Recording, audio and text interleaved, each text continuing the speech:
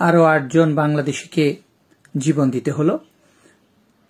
গত কয়েকদিন আগে লিবিয়া থেকে ইটালি আসার উদ্দেশ্যে ভূমধ্যসাগরে আরো 8 জন বাংলাদেশি মারা গেছেন। মৃত্যুর লাইন যেন থামছে না বা থামার কোনো কথাই কেউ বলছে না।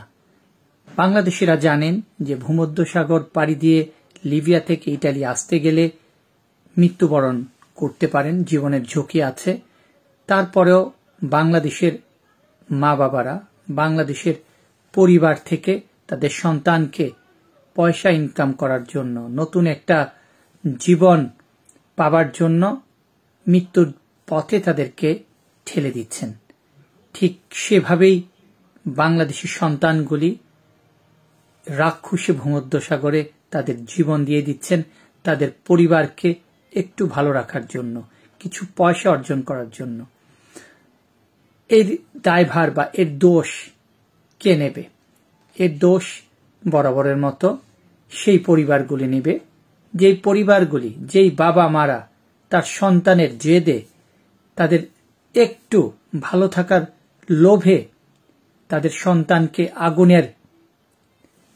আগুনের বা রাক্ষসের নদীতে ঝাঁপ দিতে বাধ্য করছেন।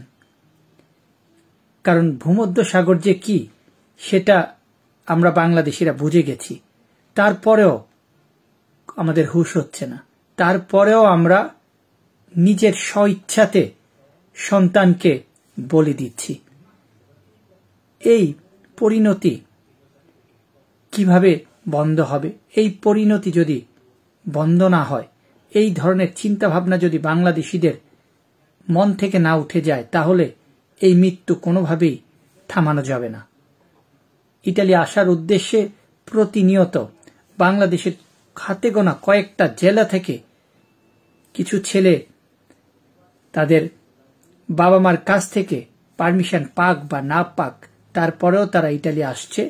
ইটালি আসার জন্য তারা পাগল হয়ে যাচ্ছে, আর তার বিনিময়ে দিতে হচ্ছে তাদের জীবন। এই দায়ভার আর কারো না, এই দায়ভার হচ্ছে যারা মারা গিয়েছেন তাদের বাবা মা আর তাদের পরিবারের।